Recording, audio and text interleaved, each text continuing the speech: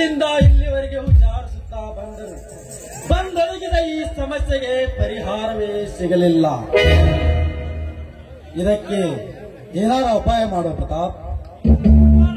ಗೌಡ್ರ ಏನ್ ಬಿಡ್ರಿ, ನೀವು ಮನಸ್ಸು ಮಾಡಿದ್ರೆ ಈ ಸಮಸ್ಯೆಗೆ ಉಳಿತಿರಲಿಲ್ಲ. ಹತ್ತೂರಿನ ಒಡೆಯರಾದ ನೀವು ಕೇವಲ ನಿಮ್ಮ ಮಗಳಿಟ್ಟ ಆನಿಗೆ ಸೋತು ಬಿಟ್ರಲ್ಲ. ಒಪ್ಪಿಗೆ ಕೊಟ್ಟಿದ್ರೆ ಆ ನನ್ನ ಮಕ್ಕಳ ಇಬ್ಬರ ರುಂಡ ಮುಂಡ ಬೇರೆ ಬೇರೆ ಮಾಡಿ ಬಿಸಾಕಿ ಬಿಡ್ತಿದ್ದೆ. ಆಗ ಸಿಗ್ತಿತ್ತು ಈ ನಿಮ್ಮ ಸಮಸ್ಯೆಗೆ ಪರಿಹಾರ. ಗೌಡ್ರ, ನೀವು ಬಾಳ ತಪ್ಪು ಮಾಡಿದ್ರಿ. ಪ್ರತಾಪ್ ಸಾವ್ಕಾರ ಅಂದಂಗ ಆಗ ಕುಂಡುಗಳನ್ನು ಗೊಟ್ಟ ಕಣಿಸಿಬಿಟ್ಟಿದ್ರೆ ಜಟ್ಟ ಕಡಗೊಟ್ಟಿದ್ದ.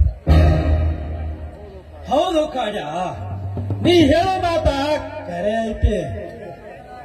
ಆದ್ರ ಆ ನನ್ನ ಮಗಳು ಆನೆ ಇಟ್ಟಿದ್ದು ಯಾರ ಮೇಲ? ಅವಳ ತಾಯಿಯ ಮೇಲೆ, ಅಂದ್ರ ನನ್ನ ಅರ್ಧಾಂಗಿನಿಯ ಮೇಲೆ. ಸಾಮಾನ್ಯ ಪ್ರೀತಿ ಮಾಡಿದ್ದಿಲ್ಲೋ ಕಾಡ್ಯ, ಅವಳನ್ನ ಜೀವಕ್ಕಿಂತ ಹೆಚ್ಚು ಪ್ರೀತಿ ಮಾಡಿದ್ನು ಕಾಡ್ಯ. ಕಳ್ಕೊಂಡು ಕಾಡ್ಯ ಕಳ್ಕೊಂಡೆ. ನೋಡು ಪ್ರತಾಪ್, ಆ ನನ್ನ ಮಗಳು ಬೇರೆ ಯಾವುದರ ದೇವರಾಣಿ ಇಟ್ಟಿದ್ರ ನಾನು ಬಾಗುತ್ತಿದ್ದಿಲ್ಲ. ಅವನವನ್ ನನ್ನ ಮಗಳು ಬಹಳ ಶಾಣಾಕಿ. ತನ್ನ ತಾಯಿಯ ಮೇಲೆ ಆನೆ ಇಟ್ಟು ನನ್ನ ಶಕ್ತಿ ಸಾಯಿಸಿ ಬಿಟ್ಲು. ನೋಡು ಪ್ರತಾಪ್, ಕಾರ್ಯ ಈಗ ಏನಾಗೈತೆ? ಒಟ್ಟಿನ ಮೇಲೆ ಆ ನನ್ನ ವೈರಿಯ ಮೇಲೆ ದೇಶದ ಬಗ್ಗೆ ಆಡಕಾಬೇಕು. ಅದಕ್ಕೆ ಪ್ರತಾಪ, ಏನಾರ ಉಪಾಯ ಮಾಡು. ಆ ನನ್ನ ಕಡುವೈರಿಯ ಮನೆಯಿಂದ ನನ್ನ ಮಗಳನ್ನು ಕರೆತಂದು ನಿನಗೆ ಕೊಟ್ಟ ಮದುವೆ ಮಾತನೆ ಹೋಗು. ಕೇವಲ ನಮ್ಮ ಮನೆಯ ಮ್ಯಾನೇಜರಾದ ನಿನ್ನನ್ನು ಗೌಡರ ಅಳಿಯ ಅಂತ ಊರಾಗಿನ ಜನ ಗೌರವದಿಂದ ಕರೆಯಬೇಕು. ಹಂಗ ಮಾಡುವ ಕೆಲಸ ನಂದು. ಆ ವೈರ್ಯ ಸೊಕ್ಕಡಗಿಸುವ ಕೆಲಸ ನಿಂದು. ಏನಂತೀಯ? ಅನ್ನೋದು ಇನ್ನೇನೈತಿ ಗೌಡ್ರ?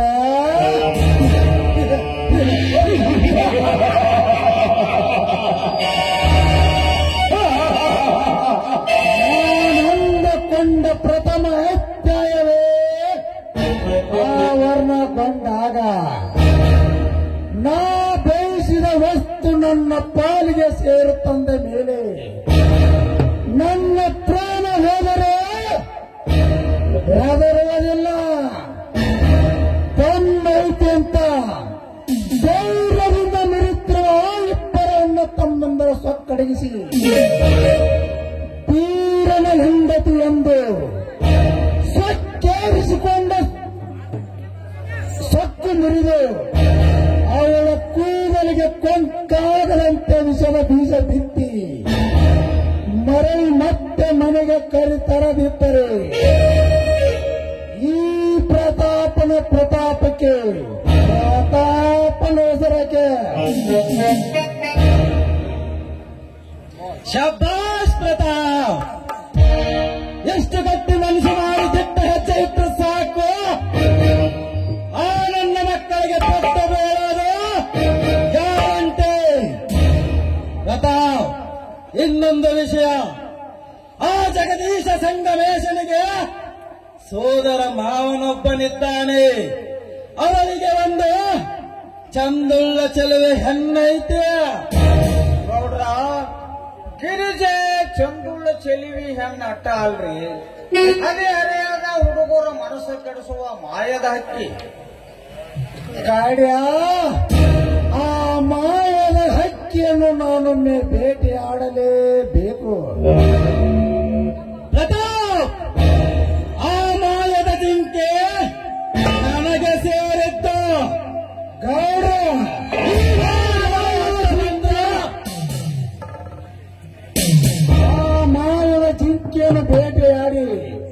ನಿಮಗೆ ತಂದು ಒಪ್ಪಿಸುವ ಜವಾಬ್ದಾರಿ ನನಗೆ. ಆಯ್ತು ಪ್ರತಾಪ, ನಡೀಕಾರ ಮನೆಗೆ ಹೋಗೋಣ. ನಾ ಹೇಳಿದ ಕಾರ್ಯ ಕೈಗೂಡಲೇಬೇಕು. ಬರ್ತೇನೆ. ಆಯ್ತು ಗೌಡ್ರೆ.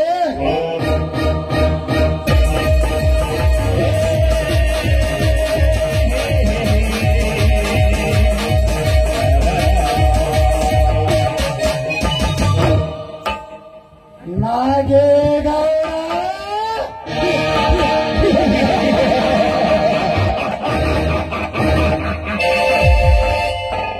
ಇನ್ನು ಶುರುವಾಯಿತು ಈ ಪ್ರತಾಪನ ಚದುರಂಗದ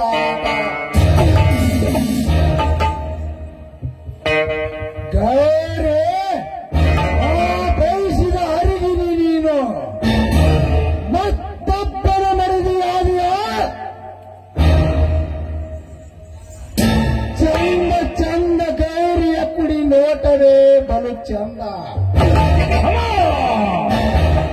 ಕಾಲಿನಿಂದ ತೆರೆಗಿಳಿದು ಬಂದರೆ ಇನ್ನೂ ಚಂದ. ಗೌರೇ, ನಿನ್ನನ್ನು ಒನ್ನಾದರೂ ಅಪ್ಪಿ ಲಂಘಿಸುತ್ತಾರೆ. ಈ ಪ್ರತಾಪನ ಮೈಮನದಲ್ಲಿ ಕಟ ಕಟದ ಕುಳಿತಿರುವ ಕಾನು ಜಾಲಬಿಕೆಯನ್ನು ನಿನ್ನಿಂದ ಅನುಭವಿಸದಿದ್ದರೆ ಈ ಪ್ರತಾಪನಿಗೆ ನಮ್ಮದನೇ ಇಲ್ಲ.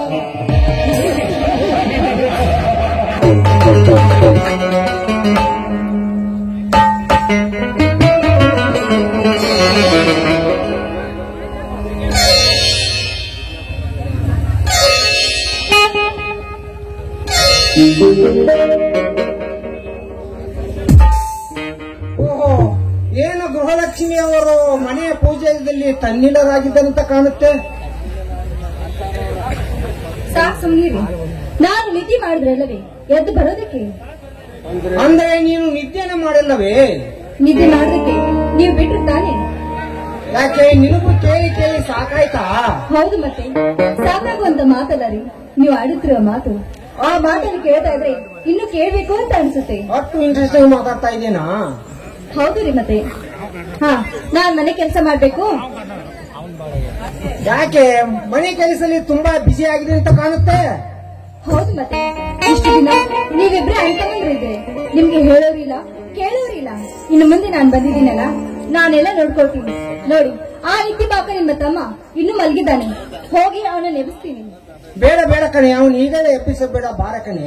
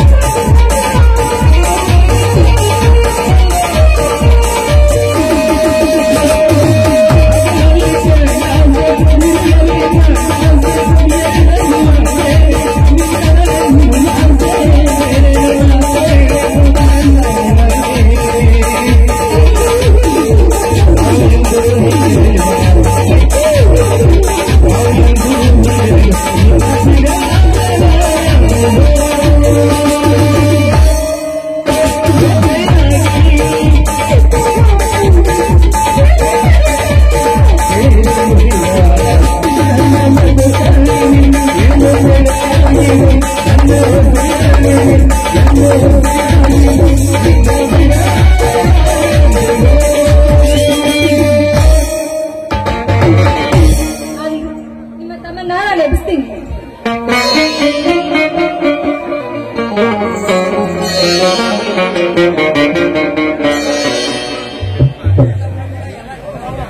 ಓ ಮಾವ, ಬಾ ಮಾವ, ಗಿರಿಜನ ಜೊತೆಯಲ್ಲಿ ಕರೆದುಕೊಂಡು ಬಂದಿದ್ದೀಯಾ?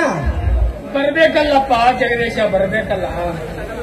ನನ್ನ ಹೆತ್ತ ಚಿಂತೆ ಮತ್ತಷ್ಟು ಕಾಡು ಹತ್ತಿದೆ. ಮೇಲಾಗಿ ನಾನೊಂದು ವಿಷಯ, ಬೇರೆ ವಿಷಯ ಕೇಳಿದೆ.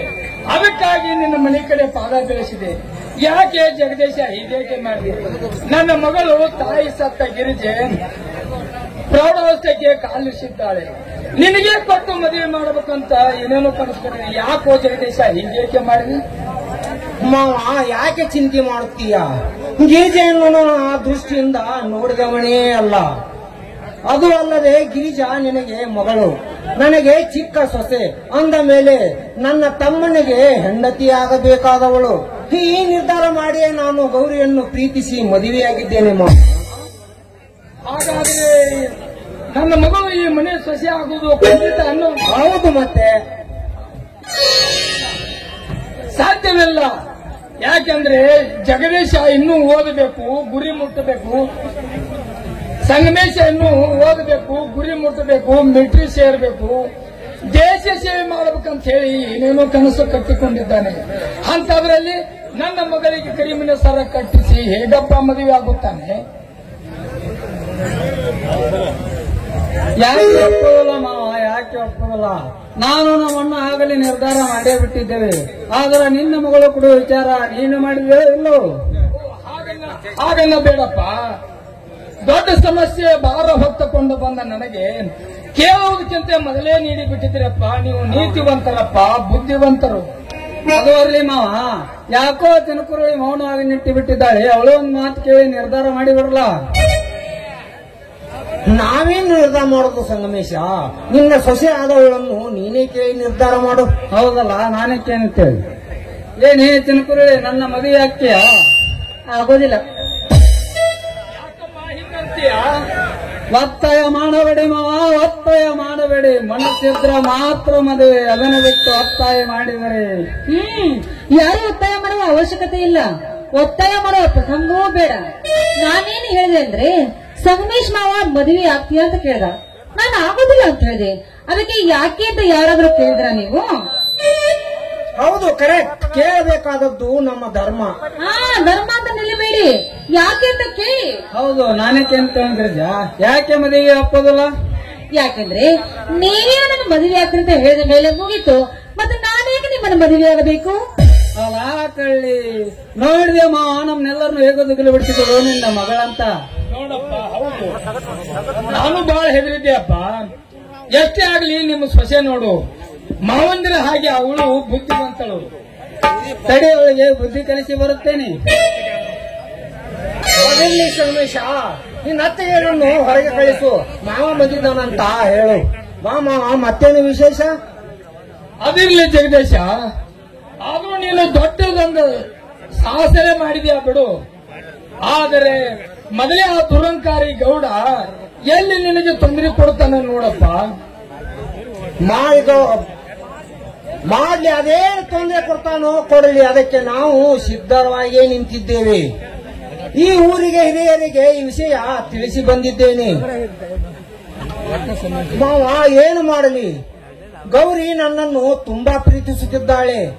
ಅವಳ ಪ್ರೀತಿಗೆ ಮನಸೋತ ನಾನು ಈ ಕೆಲಸ ಕಾರ್ಯದಲ್ಲಿ ಧೈರ್ಯ ತುಂಬಿಕೊಳ್ಳಬೇಕಾಯಿತು. ನೀವೇನು ತಪ್ಪು ತಿಳಿದುಕೊಳ್ಳಬೇಡಿ. ನಿನಗೆ ಈ ವಿಷಯ ತಿಳಿಸಲಿಲ್ಲ. ಯಾಕಂದ್ರೆ ನೀವು ಎಲ್ಲಿ ಆ ದುಷ್ಟರ ಸಹವಾಸ ಮಾಡಿಬಿಡ್ತಿ ಅಂತ ನಾನೇ ನಿನಗೆ ಈ ವಿಷಯ ತಿಳಿಸಲಿಲ್ಲ ಮಾವ. ದಯವಿಟ್ಟು ನನ್ನನ್ನು ಕ್ಷಮಿಸಿಬಿಡು. ಏನೋಪ್ಪ, ನಾ ಬ್ಯಾಡ್ ಅಂತಿದ್ನೋ ಇಲ್ಲೋ ಅಥವಾ ನೀ ಕೇಳ್ತಿದ್ಯಲ್ಲೋ ಅದೆಲ್ಲ ಮುಗಿದು ಹೋದ ಕತೆ. ಏನೋ ಆ ದೈವ ನಿಮ್ಮಿಬ್ಬರನ್ನು ಒಂದು ಮಾಡಿದೆ. ಅದಕ್ಕೆ ಆ ದೇವರ ಪ್ರೇರಣೆ. ಬೇಡ ಮಧ್ಯದಲ್ಲಿ ಬೇಡವೆನ್ನಲು ನಾನ್ಯಾರು, ಅವರಪ್ಪನ್ಯಾರು? ಹಣೆ ಹಣೆ ಅಕ್ಕಿ ಕಾಳು ಕೂಡಿದರೆ ಹರಿದವರು ಬೇಕಿಲ್ಲ ಎಂಬ ಮಾತು ಸತ್ಯವಾಯಿತು. ಇನ್ನೀಗ ನೋಡು, ಗಿರಿಜೆಯ ಚಿಂತೆ ಕಾಡು ಹತ್ತಿತು. ಆ ಭಗವಂತನ ದಯದಿಂದ ಆ ಚಿಂತೆ ಮಾಯವಾಯಿತು. ಏನೇ ಆಗಲಿ ಜೀವನದಲ್ಲಿ ಸ್ವಲ್ಪ ಎಚ್ಚರದಿಂದ ಅಡಿಯಿಡು. ಮುಂದೆಲ್ಲ ಆ ದೇವರ ಇಚ್ಛೆ.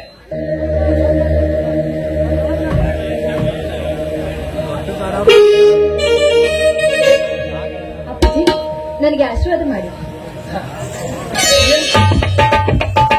ಏನಮ್ಮ, ನಾನು ನಿನ್ನ ಅಪ್ಪಣೆ. ಹೌದು ಮತ್ತೆ ನನ್ನ ತಂದೆ ನನ್ನನ್ನು ಸಿಟ್ಟಿನಿಂದ ಬಿಟ್ಟು ಹೋದ್ಮೇಲೆ ನಾನಿನ್ಮ ಮಗಳಲ್ಲಿ ಗಿರ್ಜಾ ಅವಳೇ ಅಲ್ಲ, ನಾನಿಮ್ಮ ಹಿರಿಮಗಳು. ನನ್ನ ಮೈದನ ಎಲ್ಲ ವಿಷಯ ತಿಳಿಸಿದ್ದಾಳೆ. ಅಂದ ಹಾಗೆ ಆದಷ್ಟು ಬೇಗ ಈ ಗಿರ್ಜಾ ನಮ್ಮ ಮನೆ ಸೊಸೆ ಆದ್ರೆ ಅಷ್ಟೇ ಸಾಕು.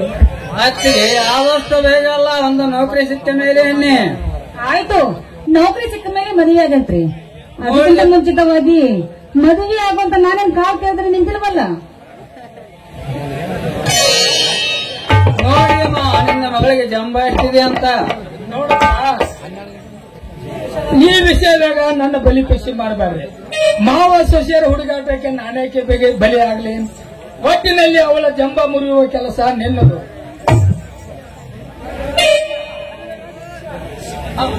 ಅಲ್ಲವೇನೋ ಜಗದೀಶ? ಹೌದೌದು ಮಾವ, ಈ ಸಿಹಿ ಸಂದರ್ಭದಲ್ಲಿ ಸಿಹಿ ಊಟ ಮಾಡಿದರಾಯ್ತು. ನಡಿ ಎಲ್ಲರೂ ಒಳಗೆ ಹೋಗೋಣ.